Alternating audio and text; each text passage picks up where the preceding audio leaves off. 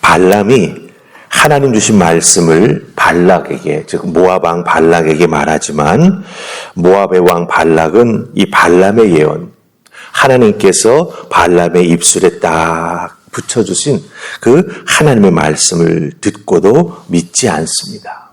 왜냐하면 이스라엘에 대한 축복의 말씀을 하나님께서 발람에게 주셨기 때문이죠. 모압 왕 발락은 저주를 원했습니다.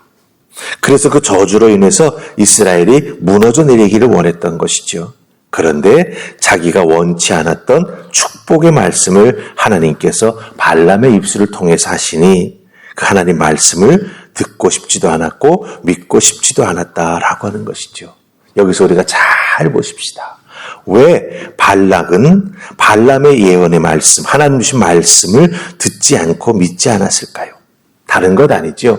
자기가 원하는 것이 아니었기 때문입니다. 예, 내가 원하는 답을 듣고 싶어서 발람을 불러가지고 귀한 대우를 해주면서 이렇게 행하고 있는데 발람은 자기가 듣고 싶은 말을 하지 않는다라고 하는 것입니다.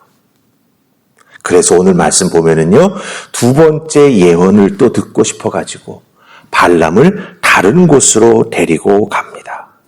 장소를 바꾸어서 발람이 예언해 주기를 원한다. 다른 말로 바꾸면 이스라엘을 저주해 주기 원한다라고 하는 것이죠. 그래서 장소를 다른 곳으로 바꾸어 발람을 데리고 갑니다. 여러분, 우상이 무엇입니까? 사람의 상상력과 자기가 원하는 것을 얻고 싶어서 그 사람이 모양을 만든 것이지 않습니까? 그리고 그것을 신이라고 말하는 것이죠. 그렇기 때문에 우상은 결국 자기가 원하는 것을 얻고 싶은 것에 대한 사람의 투사가 된다라고 하는 거예요. 거기다 투영하는 거죠. 바라는 것을 거기다 담아놓는 것입니다. 모압 왕 발락은 하나님도 우상과 같다는 생각을 한 것이죠. 그러기에 발람의 이스라엘에 대한 축복을 저주로 바꾸기 위해서 다른 장소로 발람을 데리고 가서 저주하도록 만든다라고 하는 거예요. 우상 숭배자의 전형적인 모습이 여기서 나타납니다. 내가 원하는 답을 얻기까지 장소를 몇 번이든 바꾸어서, 즉 우상을 몇 번이든지 내 손으로 만들어서 내가 원하는 것을 얻고 싶다라고 하는 것이죠. 자, 우리 13절 말씀 보십시다. 23장 13절 다 찾으셨죠? 우리 같이 읽습니다. 자, 시작. 발락이 말하되 나와 함께 그들을 달리 볼 곳으로 가자. 거기서는 그들을 다 보지 못하고 그들의 끝만 보리니 거기서 나를 위하여 그들을 저주하라 하고. 아멘. 자, 이 13절 말씀 보십시다. 발람을 다른 곳으로 데리고 갑니다. 그 다른 곳이 어디입니까? 14절 보면은 비스가 꼭대기다. 즉 비스가 산이라 이렇게 우리가 말하는 것을 보게 되지요. 이런 발락의 태도는요, 결코 옳은 것이 아니죠. 자기가 원하는 것을 얻기까지 계속 반복적으로, 그렇죠? 예, 장소를 옮겨가면서 하나님 원치 않는 일을 행하고 있다라고 하는 것입니다. 여러분들, 때로는 우리가 이렇게 발락이 행하는 모습을 보면서 세상 사람들은 무슨 말을 하는지 아십니까? 와, 저 사람 뚝심 있네. 예, 저 사람 마음 먹은 것 한 번 있으면 꼭 이루어내는 사람이네. 이런 식으로 생각을 합니다. 이런 식으로 그 사람의 모습을 보면서 미워하는 경향이 있다라고 하는 거죠. 근데 여러분들, 발락의 이런 태도는요, 심지가 굳은 게 아닙니다. 뚝심이 굳은 게 아닙니다. 고집이면서 자기가 행하는 바가 하나님의 뜻과 하나님의 결정을 자기 입맛에 맞게 바꿀 수 있다라고 하는 교만함의 극치지요. 하나님에 대한 무지입니다. 결국 자기 자신이 하나님의 자리에 올라가 앉아있는 전형적인 우상 숭배자의 모습이죠. 그저 자기에게 필요한 것은 하나님이 이렇게 해주셨다라고 하는 허울 좋은 하나님의 이름뿐이었습니다. 발람을 통해서 하나님이 신탁을 이렇게 발람의 입에 붙여주셔서 이렇게 이스라엘이 저주를 받았다. 필요한 건 이것뿐이에요. 그러게 여러분들 13절 보면 어떻게 합니까? 발람을 데리고 다른 곳으로 가는데 여기서 발락의 의도가 잘 나타나 있습니다. 이스라엘 백성들을 전체적으로 다 볼 수 있는 곳이 아니라 이스라엘 백성들의 끝부분, 그러니까 이스라엘 백성들의 전체가 아니라 아주 작은 부분만 볼 수 있는 교묘한 그 장소로 데리고 가는 거죠. 아마 산에 가려서 이스라엘 백성들 진영의 끝만 보였을 거예요.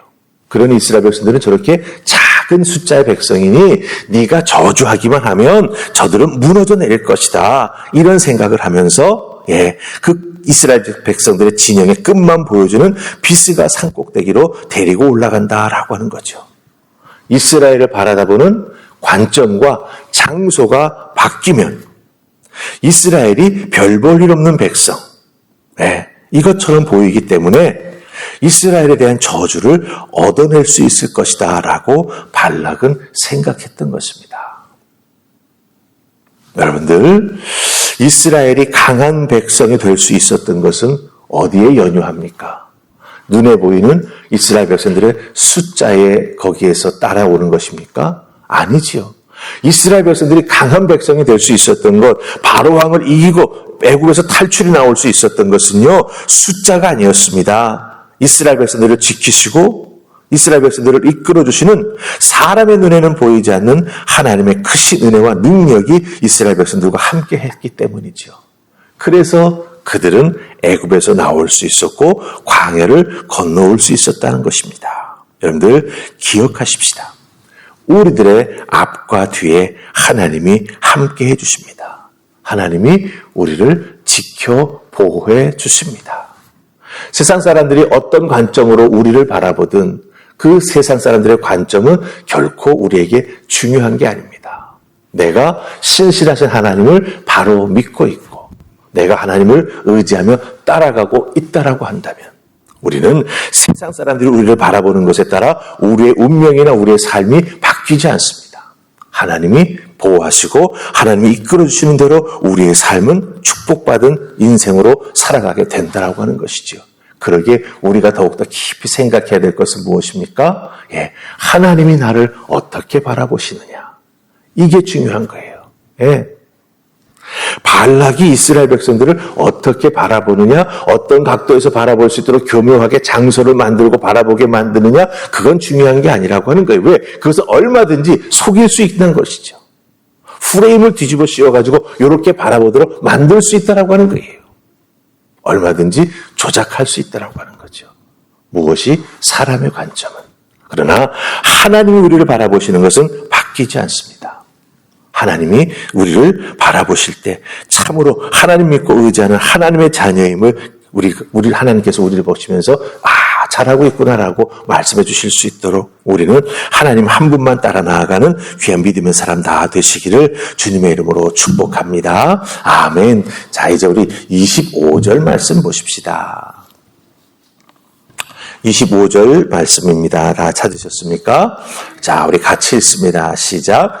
발락이 발람에게 이르되 그들을 저주하지도 말고 축복하지도 말라. 아멘. 모압 왕 발락은요, 발람이 하나님의 말씀을 받아가지고 이스라엘을 축복하는 말을 듣기 싫었던 것 같습니다. 그러자 뭐라고 말합니까? 저주도 말고 축복도 하지 말라. 입 다물라는 거죠. 그 소리 듣기 싫다고 말하는 것을 우리가 여기서 발견하게 됩니다. 즉 무슨 뜻입니까? 발락은 자기가 필요로 했던 그 저주를 듣고 싶었습니다. 이스라엘을 향한 저주.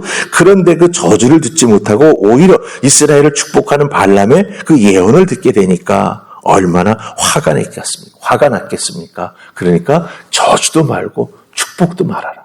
그 입 다물라라고 하는 것이죠. 여러분들 잘 보세요. 아무리 유명한 주술사 발람이라 할지라도요, 하나님의 뜻을 거스를 수는 없습니다. 그러기에 26절에서 발람이 뭐라고 말합니까? 발람 자기 자신은 하나님 말씀하신 것을 그대로 전할 수밖에 없다고 고백하지요. 하나님께서 주신 말씀 나는 전할 수밖에 없다라고 말합니다. 여러분들, 이렇게 세상 사람들은요, 하나님 주신 말씀을 듣고 싶어 하지 않는 경우가 종종 있습니다. 왜냐하면 하나님 말씀을 듣게 될 때 찔리는 부분이 있는 것이고요. 또 하나님 말씀을 듣게 될 때 자기가 계획했던 것들이 다 무위로 돌아가기 때문에 이렇게 듣고 싶지 않아 할 때가 있다라고 하는 것입니다. 그런데 여러분들, 발람은 뭐라고 말합니까? 나는 하나님 말씀해 주신 것을 그대로 전할 수밖에 없다라고 자기 고백을 하지요. 이것은 무슨 고백입니까? 주술사로서는 무능하다라고 하는 고백이죠. 주술사는 자기에게 돈 주고 원하는 고객에 맞추어서 주술을 해줘야 됩니다. 고객 맞춤형 서비스예요. 그런데 그렇게 할 수 없다고 말합니다. 무슨 뜻입니까? 하나님의 능력, 하나님의 놀라운 섭리는 이 주술사의 그와 같은 고객 맞춤형 그런 것에 바뀌지 않는다라고 하는 것이죠. 그러기에 여러분들, 우리는 이 세상을 믿음으로 살아가면서 우리 주변에서 말하는 수많은 사람들의 소리를 듣습니다. 그렇죠? 때로는 이 주술사와 같이 우리에게 계속해서 부정적인 것을 이야기하는 사람들이 있어요. 그러나 우리들은 믿음의 사람들입니다. 그러게 그 수많은 소리 속에서 나를 향한 하나님의 음성을 분별해 들을 줄 아는 믿음의 사람이 되어야 하죠.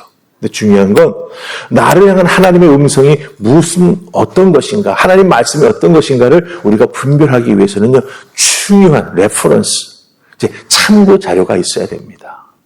그 참고 자료가 어디에 있죠? 말씀 속에 있습니다. 하나님 말씀 속에 있어요.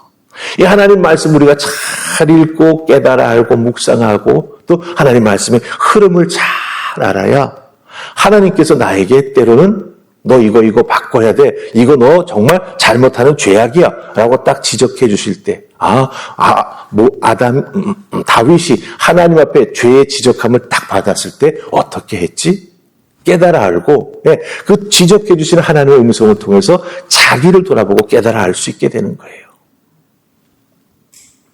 그렇기 때문에 여러분들 하나님의 말씀을 잘 분별하기를 원한다면 우리는 그 원하는 만큼 하나님 말씀을 잘 알고 있어야 되는 거죠.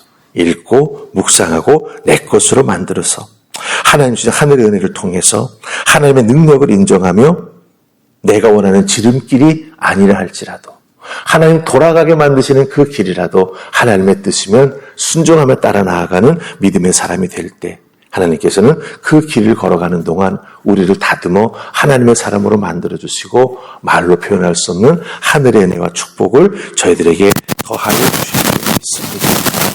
우리를 향한 하나님의 소망과 계획은 참으로 신실하시고 또 우리에게 복 주시기 원하신다라고 하는 것 꼭 기억하시고 하나님의 음성 따라 움직여 나아가는 여러분들 되시기를 주님의 이름으로 축복합니다. 아멘. 우리 기도하십시다. 좋으신 하나님, 오늘 주신 말씀 저희들 잘 기억하게 하옵소서. 우리들 귀에 못이 박히게 때로는 세상 사람들이 부정적인 이야기를 많이 합니다. 왜 기독교는 이러냐? 너희가 믿는 하나님은 도대체 왜 이러냐? 그러나 그런 소리에 우리는 흔들릴 필요가 없습니다. 우리를 향한 하나님의 계획하심과 하나님의 섭리하심과 하나님의 도우심을 저희들은 너무나 잘 보고 듣고 깨달아 알고 있기 때문입니다. 주님 원하시는 믿음의 길을 걸어가는 저희들이 다 될 수 있도록 주여 도우시고 때로는 내가 원하는 지름길이 아니라 하나님 빙 돌아가도록 우리를 이끌어 주실 때에도 순종하며 따라갈 때 그 길의 마지막에는 우리를 위한 하나님의 은혜와 축복이 기다리고 있음을 깨달아 하는 우리 모두가 되게 하여 주시옵소서. 도우시는 주님께서 오늘 하루도 우리를 보호하시고 주의 음성으로 이끌어 주실 줄 믿사옵고 예수님 이름으로 기도하옵나이다. 아멘.